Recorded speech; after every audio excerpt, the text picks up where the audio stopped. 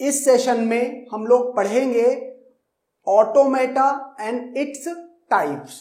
Okay, और इस पर बेस्ड एक ओवरऑल की ऑटोमेटा थ्योरी होती क्या है, मीन्स कैसे इसमें चीजें कंप्यूट की जाती हैं, कैसे क्या ओवरऑल ये होता है, ये देखने की कोशिश, ये समझने की कोशिश करेंगे।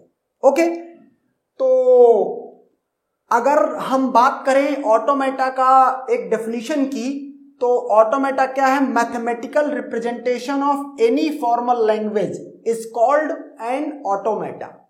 ओके, अब इसमें एक बात आती है कि ये फॉर्मल लैंग्वेज क्या है।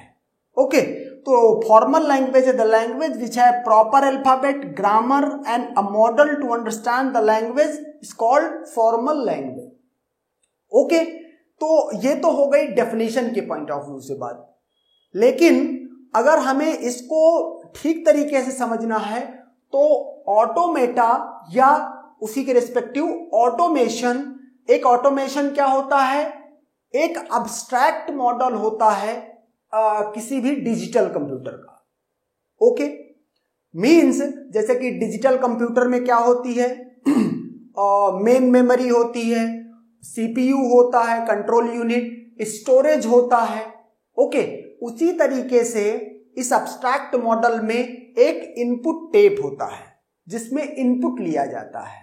ओके, एक कंट्रोल यूनिट होती है जो प्रोसेस करती है, जिसमें अंदर क्या होता है? इसके अंदर इंटरनल स्टेट्स होती हैं। ओके, वो स्टेट्स अभी आप समझना चाहें तो ऐसे समझ सकते हैं कि सपोज करो कोई ये स्टेट मीन्स Q0 है, ये किसी स्टेट Q1 में गया और इसके बाद ये किसी स्टेट Q2 में आया। ओके, और यहां पर जो स्टेट्स होती हैं, किसी स्टेट को फाइनल स्टेट बोला जाता है, डबल सर्कल से डिनोट किया जाता है, और इनिशियल स्टेट होती है जो Q0 ऐसे करके। अब ये क्या होती है एग्जैक्टली, इनको हम आगे सेशंस में देखेंगे जैसे जैसे ये कंप्लीशन की ओर जाएगा। ओके, अब इनपुट टेप में इनपुट टेप के डेटा को रीड किया जाता है। ओके, और रीड करने के बाद कंट्रोल यूनिट उस डेटा पर किसी तरह की कोई प्रोसेसिंग करती है। ओके, अगर कहीं पर स्टोरेज, टेम्परेरी स्टोरेज की नीड पड़ती है, जैसे यहां पर मैंने लिखा है, यहां पर ये टेम्परेरी स्टोरेज की नीड पड़ती है, तो टेम्परेरी स्टोरेज डिवाइस होता है जिसमें आप कुछ लिख सकते हैं या उस लिखे हुए को पढ़ सकते हैं। ओके, और इसके बेसिस पर उस इनपुट पर प्रोसेस करके आपको आउटपुट, ये मशीन या कह लो ये ऑटोमेशन या एब्स्ट्रैक्ट मॉडल आउटपुट प्रोड्यूस करता है। ओके, ये एग्जैक्टली डिजिटल कंप्यूटर की तरह नहीं होगा, लेकिन आगे आने वाले सेशंस में ये देखा जाएगा कि जो भी काम ये एब्स्ट्रैक्ट मॉडल कर सकता है वो डिजिटल कंप्यूटर करेगा, या उल्टा आप कह लो कि जो भी काम डिजिटल कंप्यूटर कर सकता है वो ये एब्स्ट्रैक्ट मॉडल करेगा। ओके, तो अब नेक्स्ट देखते हैं कि ये कितने टाइप के होते हैं। तो जो ऑटोमेटा है, ऑटोमेटा के ये 4 टाइप हैं, जनरली 4 टाइप देखे जाते हैं। ओके, पहला है फाइनाइट ऑटोमेटा, दूसरा है पुश डाउन ऑटोमेटा, तीसरा है लीनियर बाउंडेड ऑटोमेटा, और चौथा है ट्यूरिंग मशीन। ओके, तो ये 4 तरीके के एब्स्ट्रैक्ट मॉडल हैं। अब क्या देखा जाता है कि सपोज करो एक कोई लैंग्वेज गिवन हो n = a⁴n such that n > 1, मतलब कि इसमें इस लैंग्वेज में जो स्ट्रिंग्स हैं वो क्या हैं? a, n की वैल्यू 1 रख दी तो ये स्ट्रिंग हो गई, अगर n की वैल्यू 2 रख दी गई तो a एक स्ट्रिंग आ गई इसमें लैंग्वेज में, अगर n की वैल्यू 3 रख दी गई तो a आ गया, एंड सो ऑन। ओके, अच्छा, यहां पर लैंग्वेज क्या होती है, अभी आप इसका मीनिंग बस समझ के रखिए कि लैंग्वेज क्या है? Collection of strings, a set of strings. Okay, बाकी नेक्स्ट सेशन में देखेंगे कि एग्जैक्ट लैंग्वेज की डेफिनेशन क्या है with reference to some automata. Okay, तो अब ये पूछा गया कि क्या ये लैंग्वेज इसको फाइनाइट ऑटोमेटा एक्सेप्ट कर सकता है। फाइनाइट ऑटोमेटा मीन्स क्या है कि इनपुट टेप में क्या रखा हुआ है, ये इनपुट रख लिया गया है, कोई भी स्ट्रिंग इसकी, सपोज करो मैंने ये स्ट्रिंग इसकी रख ली। ओके, और ये पूछा गया कि क्या इस स्ट्रिंग को या इस लैंग्वेज की किसी भी स्ट्रिंग को फाइनाइट ऑटोमेटा एक्सेप्ट कर सकता है। तो फाइनाइट ऑटोमेटा जो होता है उसमें एक इनिशियल स्टेट होती है, इनपुट सिंबल को पढ़ेगा, ये पढ़ा और इसके बाद ये नेक्स्ट स्टेट में चला गया। ओके, अब ये एक लेंथ की स्ट्रिंग एक्सेप्ट होनी चाहिए, तो हम इसमें फाइनाइट ऑटोमेटा में एक कॉन्सेप्ट होता है फाइनल स्टेट का, तो उसमें डबल सर्कल बना दिए जाते हैं इस तरह से। तो एक लेंथ का इनपुट रीड किया इनपुट टेप से और इसको किसी टेम्परेरी स्टोरेज की नीड नहीं है और सीधे एक्सेप्ट कर गया। अगर एक से ज्यादा ए आ रहे हैं तो ये मैंने क्या कर दिया, इसको इसमें एक सर्कल घुमा दिया, तो ये जितने ए हैं रीड करना चाहे रीड कर ले। जैसे इसमें दूसरा ए रीड करना है तो यहां पे आ गया, अब ये दूसरा ए भी एक्सेप्ट है, तीसरा ए भी एक्सेप्ट है, और कोई भी स्ट्रिंग होगी इस लैंग्वेज की ये इसमें एक्सेप्ट होगी। ओके, तो इस तरीके से ये फाइनाइट ऑटोमेटा कंप्यूट कर रहा है। अच्छा, जो ये लैंग्वेज है अगर इस लैंग्वेज को फाइनाइट ऑटोमेटा एक्सेप्ट कर रहा है तो फिर इस लैंग्वेज को बोला जाएगा क्या, रेगुलर लैंग्वेज। ओके, इनको ज्यादा डिटेल में सब बाद में पढ़ेंगे, लेकिन अभी हम ओवरऑल आइडिया लेने की कोशिश कर रहे हैं कंप्लीट ऑटोमेटा। ओके, एक बात ये हो गई। अब अगर कहा जाए कि ये दूसरी लैंग्वेज है, क्या इसको फाइनाइट ऑटोमेटा, इसकी किसी भी स्ट्रिंग को फाइनाइट ऑटोमेटा एक्सेप्ट कर सकता है? तो आंसर है नो, इसकी किसी स्ट्रिंग को ऑटोमेटा फाइनाइट ऑटोमेटा एक्सेप्ट नहीं कर सकता है, since finite automata has no temporary storage to process. मतलब इसमें इस लैंग्वेज की जो स्ट्रिंग्स हैं उसमें क्या पैटर्न है कि जितने ए हैं फॉलोड बाई उतने ही बी हैं। इसका मतलब ये है while processing the strings of this language क्या करना पड़ेगा, लर्न करना पड़ेगा कि कितने ए आप पहले पढ़ चुके हैं उतने ही बी पढ़ के एक्सेप्ट होगा। ओके, और जैसा कि कहा गया कि फाइनाइट ऑटोमेटा के पास हैज नो टेम्परेरी स्टोरेज, जो हमने डायग्राम बनाया था जिसमें हमने दिखाया था कि कंट्रोल यूनिट है, इनपुट टेप है, स्टोरेज डिवाइस है, तो फाइनाइट ऑटोमेटा के लिए वो टेम्परेरी स्टोरेज नहीं होता है। ओके, इस वजह से ये काउंट नहीं कर पाएगा कि कितने ए ऑलरेडी रीड कर दिए हैं, ताकि उतने ही बी रीड करके एक्सेप्ट करे और अदरवाइज रिजेक्ट करे। ओके, तो फिर क्या सॉल्यूशन है? तब कॉन्सेप्ट आता है पुश डाउन ऑटोमेटा का। पुश डाउन ऑटोमेटा क्या है? पुश डाउन ऑटोमेटा के पास मींस पुश डाउन ऑटोमेटा एक फाइनाइट ऑटोमेटा है जिसके पास स्टैक में जो ऑपरेशन परफॉर्म हो सकते हैं, ओके, वो उस तरह से वो टेम्परेरी स्टोरेज को यूज कर सकता है। ओके, क्या लिख सकते हैं इसमें? Uses temporary storage as stack.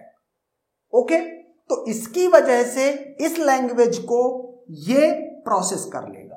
कैसे देखते हैं। जैसे सपोज करो इस लैंग्वेज की मैंने स्ट्रिंग्स लिखी, इस लैंग्वेज की स्ट्रिंग्स लिखी क्या, L इक्वल टू पहली स्ट्रिंग तो ए बी होगी। अगर हम क्या करते हैं, n की वैल्यू 1 रख दें इसमें, अगर n की वैल्यू 2 रख दें तो ये स्ट्रिंग होगी, अगर n की वैल्यू 3 रख दें तो ये स्ट्रिंग होगी, एंड सो। ओके, अब सपोज करो कि इनपुट टेप मैं इस स्ट्रिंग को एक्सेप्ट करवा रहा हूं, अगर ये एक्सेप्ट हो गई तो मतलब ये भी हम बना देंगे, ये भी हम कर सकते हैं। ओके, अब अगर इसको एक्सेप्ट करना है तो इनपुट टेप में हमने क्या किया, ये स्ट्रिंग रख दी ऐसे। ओके, अब हमारे पास एक स्टैक है, तो हमने स्टैक को यूज किया। ओके, क्या किया कि अगर स्टैक एम्प्टी है और ए आ रहा है तो हम उसको क्या कर दें, इसमें पुश कर दें। दूसरा ए आया, पुश कर दिया। तीसरा ए आया, पुश कर दिया।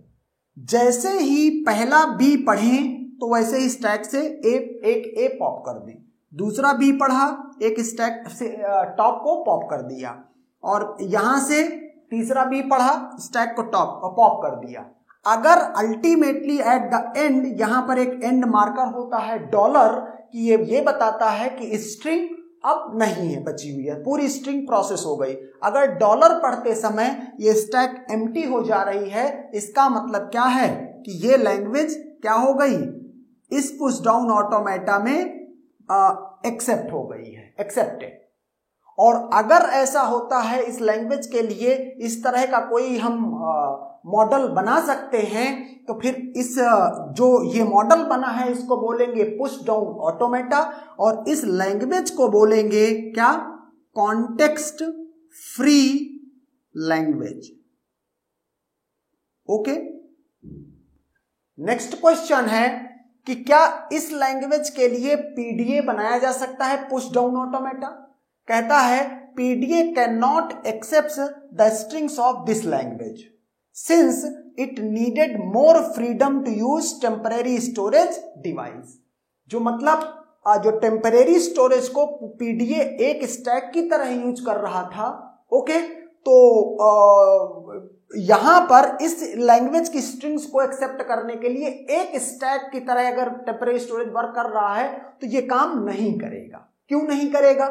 क्योंकि यहां पर देखो पावर ए की पावर एन, बी की पावर एन, सी की पावर एन, तीनों में पावर सेम है।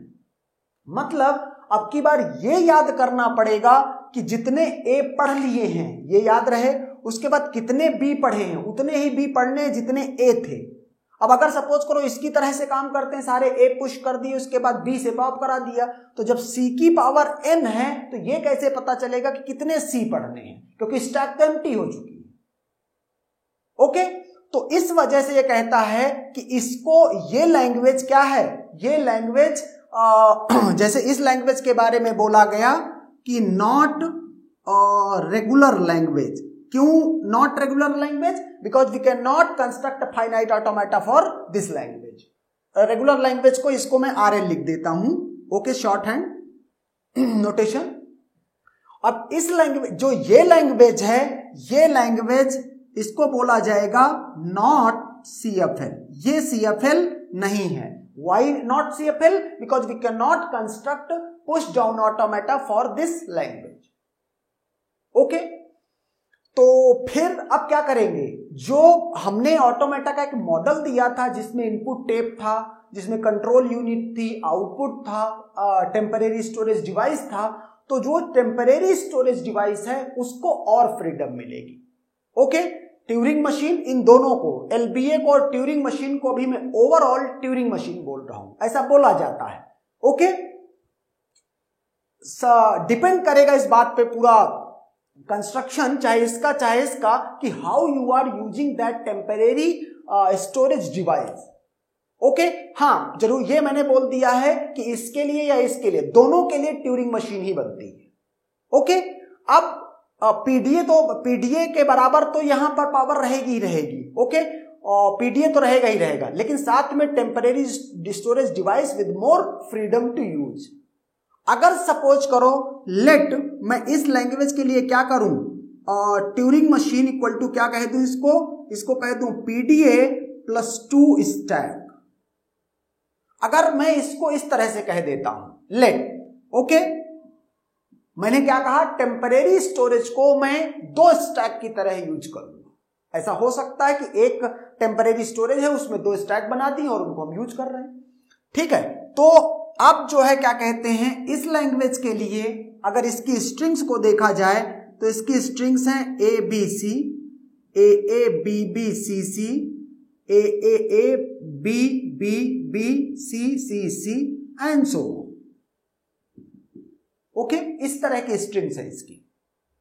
अब सपोज करो मैं इसकी ये स्ट्रिंग कंसीडर करता हूं और मेरे पास 2 क्या हैं, मेरे पास 2 स्टैक हैं।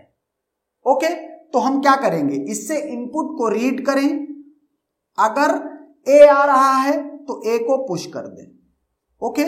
अगर फिर से ए आ रहा है, फिर से ए वाली स्टैक में ही इसको पुश कर दें जिसमें ए पहले से पड़े हुए हैं।